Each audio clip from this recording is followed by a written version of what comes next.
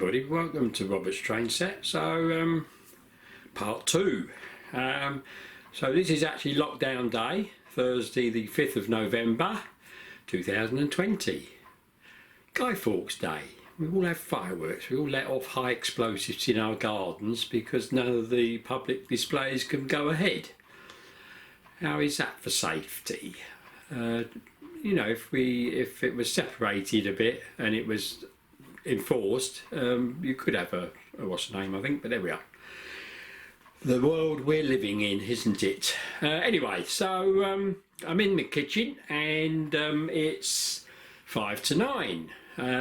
So I've not done much. I've just been up the shed and got a few bits that are in the conservatory ready in case I need them. I've got one of my other tables out for cutting because I'm hoping to cut, well, jigsaw out in the garden.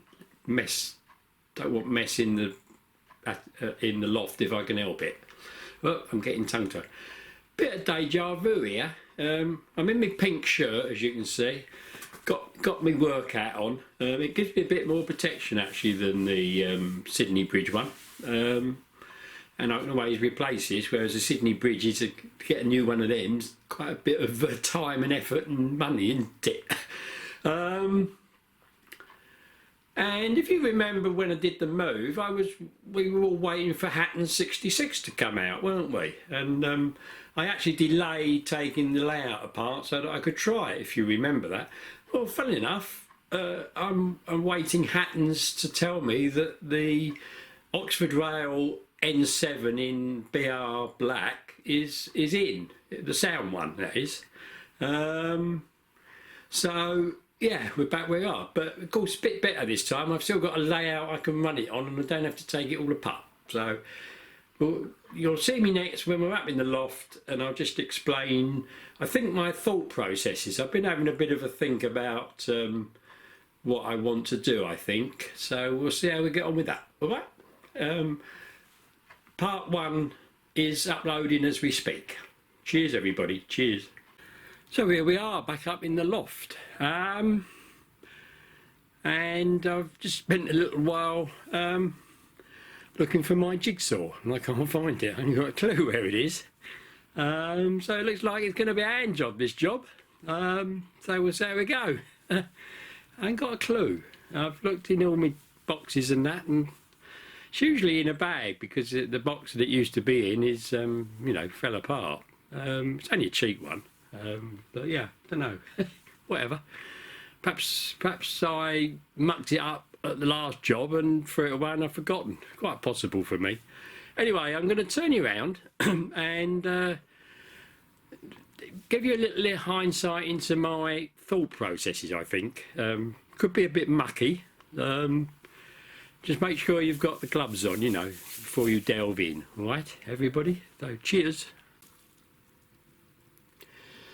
So, if you remember from the first episode, we had the curve track here, held on with a cramp and a big block. I've taken that off, and if you remember, I said I'd like to move the whole thing, if I could, over more into the eaves there.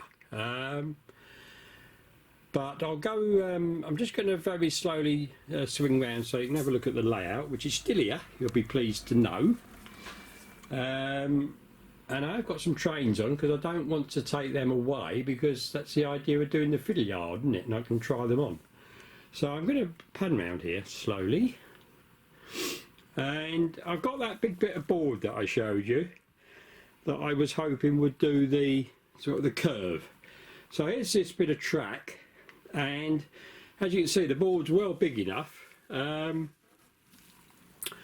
like to have a bit over here in case I ever do decide to put that point on and run it round, you know, so we've got two entrances out to a certain extent. And then I'd like to also have as much on here to sort of help me transition to the narrow bit. So I've plenty here. It's just a case of working out what I want to do. Now, I was going to say, wasn't I, that I'm going to put maybe a straight in here to move this down here, but the trouble with that is it not only moves it out, it moves it over, which then makes the fiddle yard going down to the wall shorter. So I think I'd be better if I can, instead of, and I'm just going to turn you off and move the camera. I mean, I know we all like to go on our travels, but you can do too much, can't you? So that point was on this joint here, and as you can see there's still quite a bit of track up there that I would be losing.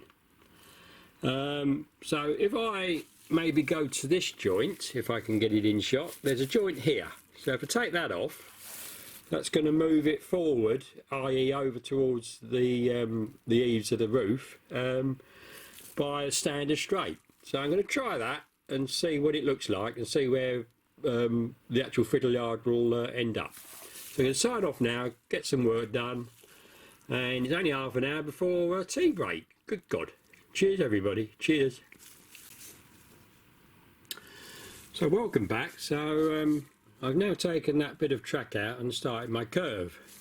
So here we have the standard straight, and if I follow it around, I hope you can see, we don't think that'll work, peoples. Just to show you from the other side, I'll be back in a minute.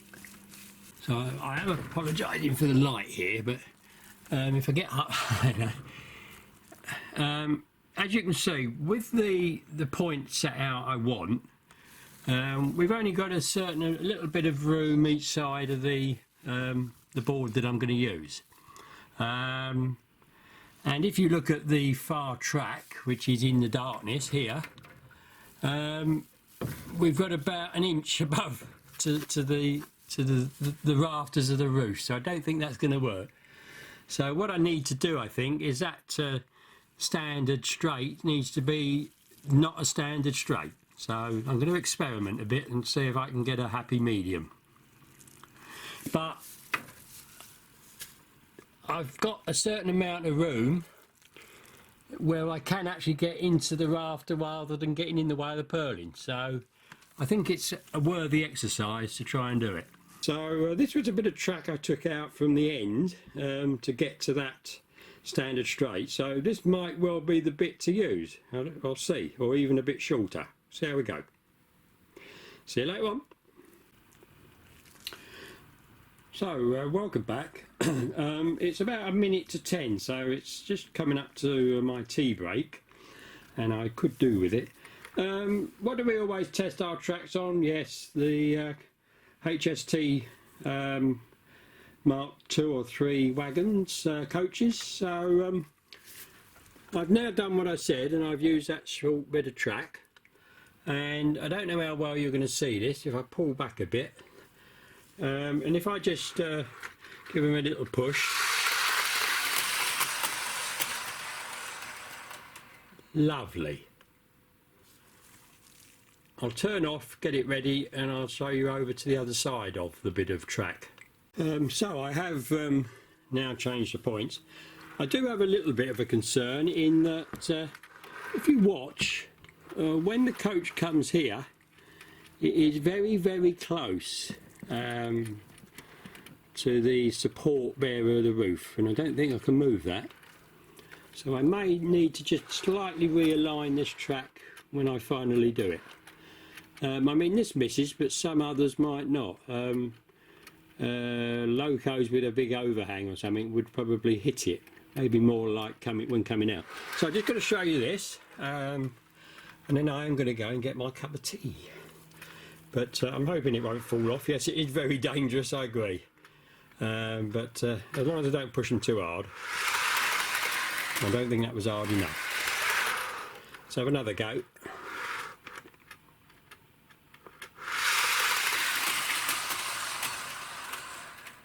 So as you can see, they do go, and it's a long way away from if I go from the other side. So here we are in the dark piece, and if I try and get the camera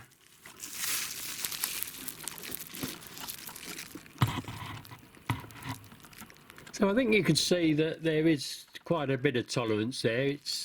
It's even better than it looks here. It's very difficult getting a picture, but that's going to work. So we'll see how we go. So at the moment it's looking fairly good. So I think I'm going to go and get me tea and have a little sit down. And it's fairly cold up in this loft. It's only about I think it's just over 50. I've got me work woolly on, and I'll come back to you when I've maybe got that corner piece sorted, and maybe something fixed. So it might be a little while, but I've only got about 12 minutes of recording left on this camera. So, and obviously I'm uploading number 1, so I've got to wait for that to finish. So I'll see you later on, everybody. See you later on. Cheers. Well, hello everybody. Blimey, that was a bit harder than I thought. I've not even managed to actually fix it permanently yet, but I have got the corner in. A little bit of tweaking probably still to do, although I've done an awful lot of tweaking. And I'll just show you quickly what it's looking like now. Okay, and I think I'm going to call this a day and get a rather hot and thirsty as usual. So I think I'm going to have a nice shower and relax for the rest of the afternoon and the evening. Cheers everybody, cheers. So if you remember that big piece of board I had, I've sort of cut it down and made it a bit sort of smaller, as you can probably see. If I can get round, there we are. So I'm hoping to fix it under here with a cleat to the board, to the main board, and also I can put a batten on the side of the solid timber that's here and get a fixing down into that. I don't think I need anything here, and then obviously this will have to be held up with some straps or whatever I want to do. So there we go. I mean, it is actually fairly stiff. I think at the moment that bit of board is actually going uphill, but it's not too bad. So if I just send the carriages down.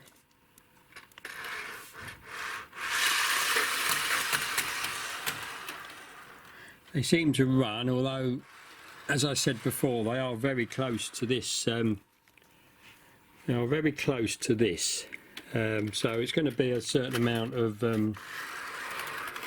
tweaking of the track, I think. So probably have to take it from here a bit. Probably take it from here and then just ease it across a bit. I've got plenty of room there. I've done this at 70mm. And I'm thinking that maybe it might have been better at 80, because the edges of the carriages are very close to the what's the name, but we'll see how we go.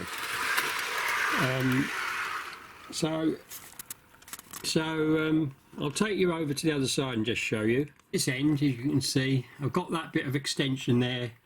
I thought, you know, I can store locos or even another train there if I've got a bit of track to go up the end and support it. And then if I ever want to connect onto the other bit with a point, which I've left a bit on, I can. So just stuck around the structural member, as they call it. And as you can see, we have got enough height here now. I think if I had American style or TGV style double height carriages, it might be a bit tight, but I don't propose in having any of those. So the thing I was having a problem with was this piece of board here. So the problem I was having was this bit of board here was being thrown into here, into where the rafters are, which obviously we don't want, and then you lose the height. As you can see with my level, yes, it's going uphill at the moment. So if I raise it at that end, it goes. It's pretty level. It's pretty level across that way, so I'm quite pleased with that. So obviously it's a bit high what I've got as packing, so I'll have to sort that out, but I can do that. When I get my hangers down, I can then use my water level to sort of let a level line, so hopefully they do. I've also got a slight other problem in that I think this bit of board here, the straight bit, is actually slightly thinner than my corner one. But I think it's worth having that extra bit of thickness on the corner one. So I'll have to probably put a packer under the cleat that I use to join them together. But it's coming. It's been a lot of playing around to get it to actually fit, because it was hitting on bits that you don't think it's going to hit on. One thing I didn't have to do though was cut the whole shape out by hand. I did manage to borrow a jigsaw from somebody, so that was a bit easier. But I have been cutting bits off up here with my handsaw. So yeah, so still keep my hand in. And if I just follow this piece of flexi track down, it's almost ideal. Just hitting on the wall there. So yeah, great fun. And all these bits here that I've got are actually longer than that one there, so the other 6 metre lengths will be enough to go right through with the track, so with a bit over probably. So we'll see how we go. Cheers everybody, cheers. So sorry about the full face, but it's the length of my arm. So that's it for today, I think. So I might finish this video here and make this into a complete video, or I'll see how long it is, and maybe it'll wait until I've actually got that bit fixed, which is what I said I would do, but it's taking a bit longer than I thought. And it's, yeah, it was a weird shape, and I'll just finally show you my bit of measuring, or my little sketch I did for cutting and measuring it out.